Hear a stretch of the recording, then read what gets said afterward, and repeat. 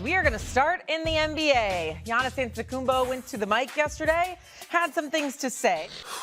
Oh my God. If the Bucks tank and tell Giannis to take the rest of the season off, they are giving themselves position with either their pick or New Orleans pick to have a top 5-6 pick, maybe 7-8 pick. And this summer, that right now they can only trade one first-round pick if they were trying to improve this team. On February 6, 2026 at 11:47 p.m. Eastern Time, something happened that should terrify every NBA fan. While the world was glued to their screens watching the trade deadline chaos, while analysts were breaking down every rumor, every whisper, every cryptic Instagram story. What do you do to keep Giannis past this season? If they play him, it will hurt their team, probably. I know that sounds not intellectually sound, but that is probably what would happen. So that is an interesting thing to watch. A prediction market called Kalshi recorded $23 million in trading volume on a single question. Giannis Antetokounmpo, two-time MVP, NBA champion, the man who turned down a Supermax extension to stay loyal to Milwaukee, the purest superstar in a league drowning in drama. But here's what they didn't tell you. Less than 24 hours after the deadline passed, after millions of dollars changed hands betting on his future, Giannis announced he had become a shareholder in the very platform that was profiting from his name. Antetokounmpo has joined prediction market platform Kalshi as a shareholder. This isn't just about a trade that didn't happen. This is about a glaring conflict of interest that the league is too terrified to address. This is about the moment the NBA chose profit over integrity. And this is about how one investment could unravel the entire fabric of professional basketball.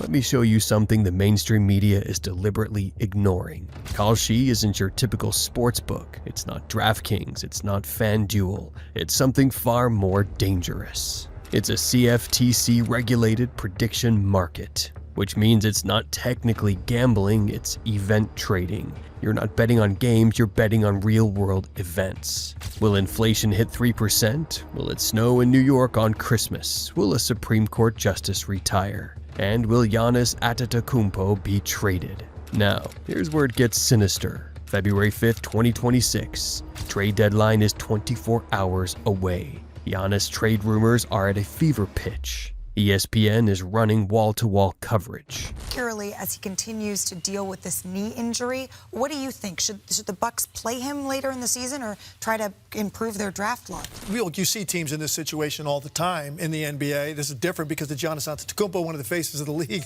right? You want to see him out there playing. Kalshi's trading volume on the Giannis market explodes. $23 million, the highest volume for any NBA-related market in the platform's history. February 6th, 11:59 p.m. The deadline passes. Giannis stays in Milwaukee. February 7th, 9 a.m. Giannis announces his investment in Kalshi. Do you see it? Do you see the pattern? Millions of dollars were wagered on Giannis's future. The platform made a fortune on transaction fees. And less than 12 hours later, Giannis becomes a part owner of that platform. According to NBA bylaws, players are prohibited from betting on NBA games. But there's a loophole the size of the Grand Canyon.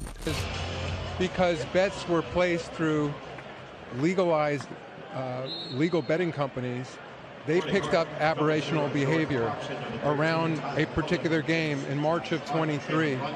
And so that was brought to our attention by the regulators and the betting companies. We then looked into that situation. The NBA has no rule against players owning stakes in prediction markets. None. Zero. Because, until now, no one was brazen enough to try it. Giannis didn't break the rules, he exposed that there are no rules, and that's infinitely more dangerous. But this isn't happening in a vacuum. This is the culmination of a disease that's been rotting the NBA from the inside out. Welcome to the asset hoarding era. For years, we've watched front offices treat players like cryptocurrency, not as human beings, not as competitors, as assets to be accumulated, hoarded, and flipped for profit. February 3rd, 2026, Anthony Davis, a 9-time All-Star NBA champion, one of the greatest big men of his generation, gets traded to the Washington Wizards. The return, 2 second-round picks and salary filler. Davis, the 10-time NBA All-Star, has been traded to the Washington Wizards. So the Wizards are acquiring a future Hall of Fame big man. 3 days later, the Wizards shut him down for the season. Load management, asset preservation. Translation, we didn't trade for Anthony Davis the player, we traded for Anthony Davis the tax write-off. Well, I'll tell you one thing, I think the Mavs fans are happy with this. I think they didn't want to be reminded of what happened a year ago in the Luka trade. So to me, this is all really about financial flexibility for the future. Fans paid hundreds of dollars for tickets to see a future Hall of Famer. Instead, they got a spreadsheet in a jersey. And now we have Giannis, the supposed good guy of the NBA, profiting from a platform that turns his career into a commodity. When did basketball stop being a sport and start being the stock market? But it gets worse, because the NBA isn't just commodifying its players, it's endangering them. January 7th, 2025, Cleveland Cavaliers unveil their new theater court, a revolutionary design featuring courtside seats that are flush with the playing surface. To accommodate these premium seats, which sell for up to $5,000 per game, the court is raised several inches above the surrounding floor. Players complained immediately. The raised edge created a tripping hazard. The transition from court to sideline was jarring. The Players Association filed a formal complaint. Sports medicine experts called it reckless. The NBA's response? The court meets all league specifications and safety standards. February 2nd, 2026. Luka Doncic drives to the basket in Cleveland. His foot catches the raised edge. He goes down. The arena goes silent. As he backs up, watching. There you see the uneven, and the left foot kind of took an awkward turn, obviously bothered him, and he went back to Luka missed 3 games with an ankle sprain. He was 1 inch away from a career-ending injury. And for what? So billionaires could sit 3 feet closer to the action? Do you see the pattern now? The NBA will sacrifice anything for revenue, player safety, competitive integrity, the trust of the fans. All of it is for sale to the highest bidder. Whether it's a raised floor to sell VIP seats or a gambling partnership to drive engagement or a superstar becoming an investor in a platform that bets on his future, the NBA has made its choice: profit over everything. The reaction was immediate and it was furious. How is this legal? The NBA is a joke. Giannis just lost all my respect. ESPN's Brian Windhorst called it a watershed moment for the league. The Athletic published a 5,000-word investigation. Even Congress started asking questions. But here's what everyone's starting to realize. If Giannis can invest in a platform that profits from speculation about his career, what's stopping other players? What if LeBron buys into a prediction market? What if Kevin Durant does? What if an entire team's starting 5 becomes shareholders? At what point does the NBA stop being a sports league and start being a gambling operation with a basketball problem?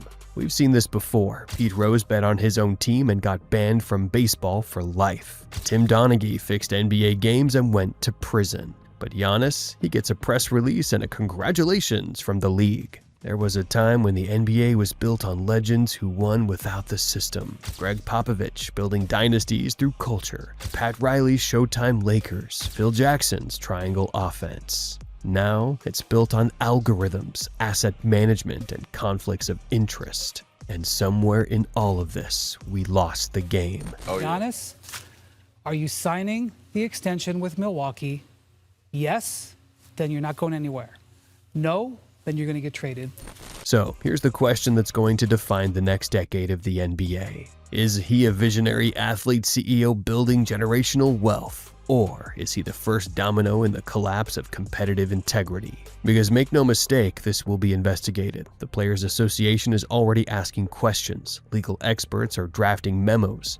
And fans are walking away. The NBA has a choice to make. Does it protect the integrity of the game, or does it chase every dollar until there's nothing left worth watching? Giannis made his choice. Now it's the league's turn. If a player can profit from bets on his own future, is the game still real? Drop your verdict in the comments below. Type integrity if the NBA should ban player ownership in betting platforms. Type business if this is just the new era of the athlete CEO. I'm pinning the best explanation of the NBA's secret gambling rules below.